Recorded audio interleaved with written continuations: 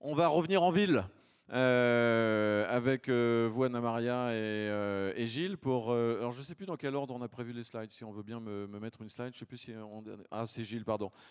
Comme ça, on va boucler avec toi, Anna Maria. Parce que Gilles, ce concours des capitales françaises de la biodiversité, ça fait une dizaine d'années que tu l'animes. Et merci de revenir pour, en quelques minutes, nous dire qui sont les lauréats 2019. Alors, j'ai vu qu'on était quand même un tout petit peu en avant-première parce que sur ta diapo, qui arrive juste là, tu annonces un colloque le 18 novembre. Donc, Absolument. merci de nous dire qui sont les lauréats et en quelques mots pourquoi, pour qu'ils nous Bien inspirent. sûr. Et donc, c'est la métropole de Lyon qui est la nouvelle capitale française de la biodiversité. Elle succède à Besançon, Muttersol, Rennes, Strasbourg, Lille, Montpellier et Grande-Synthe. Et le thème du concours était cette année Climat, la nature, source de solutions. Et pour la métropole de Lyon, l'adaptation au changement climatique est une question majeure de santé publique. En effet, la forme et les matériaux des rues contribuent à l'effet d'îlot de chaleur urbain, qui est caractérisé par une trop faible fraîcheur nocturne lors des épisodes de canicule. Et c'est pourquoi la métropole mobilise plus de 120 acteurs publics et privés pour planter 300 000 arbres supplémentaires d'ici 2030. L'objectif, passer de 27 à 30% d'espaces ouverts ombragés par les arbres. Mais au-delà de la protection contre les rayons du soleil qu'ils nous apportent, les arbres ont aussi la capacité de se protéger de la chaleur, comme nous lorsque nous suons, en évapotranspirant. Mais pour cela, il leur faut disposer de réserves d'eau lors d'un épisode de canicule. Et la métropole a profité du réaménagement d'un boulevard pour stocker de l'eau pluviale dans des trémies existantes, et elle a équipé des arbres de capteurs de température mais aussi de pression de la sève, qui est un indicateur du stress hydrique des arbres, le moment où ils arrêtent leur période végétative, ils se protègent de la très grande chaleur. Et lorsque les arbres manquaient d'eau, et les capteurs permettaient de le savoir précisément, un arrosage massif était déclenché. Le résultat, moins 2 degrés Celsius comparativement aux arbres qui ne disposaient pas d'eau. Et donc, évidemment, il ne s'agit pas d'équiper tous les arbres urbains de capteurs et de pompes. Ce n'est pas du tout l'objet de cette recherche de la métropole de Lyon.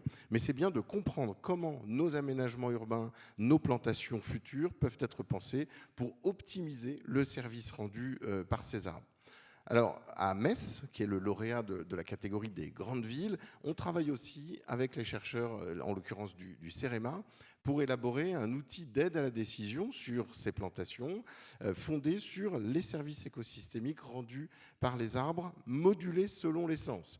Et donc là, il s'agit de faire un travail fin de connaissance pour connaître les caractéristiques des différentes essences d'arbres que l'on va planter. Sachant que dans la métropole de Lyon comme à Metz, la diversité à la fois en espèces, mais y compris la diversité génétique au sein d'une même espèce d'arbre planté, c'est un travail avec les pépiniéristes, c'est l'assurance face aux incertitudes liées à l'évolution future du climat.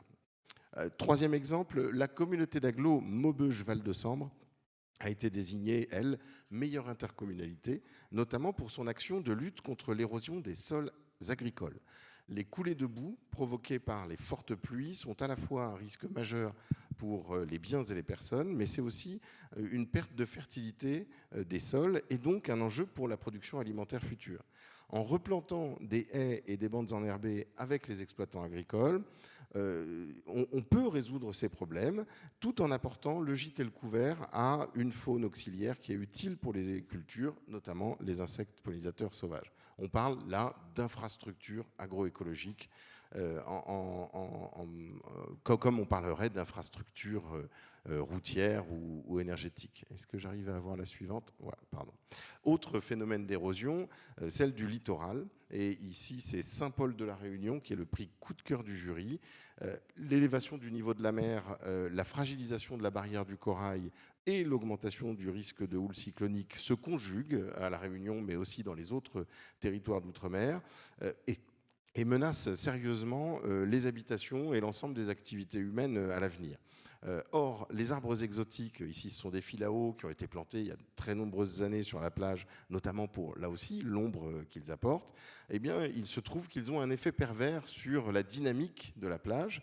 Et donc, ils aggravent l'érosion au lieu de préserver la plage. Et c'est donc une vaste opération de renaturation de la plage, mais aussi de l'ensemble de l'arrière-plage, qui est engagée aujourd'hui à Saint-Paul-de-la-Réunion, en s'appuyant sur des végétaux locaux adaptés, et puis tout en conciliant les usages humains existants sur la plage. Donc on est là dans des choses très fines et qui vont prendre plusieurs années, et on pourra mesurer les résultats qu'ils obtiendront.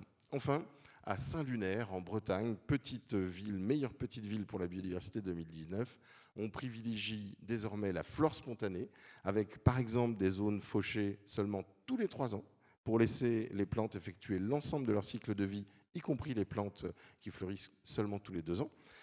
Et il s'agit d'une gestion frugale, économe en ressources et en temps de travail, mais c'est aussi faire le pari de la capacité d'évolution et d'adaptation de la faune et de la flore spontanée face au changement climatique.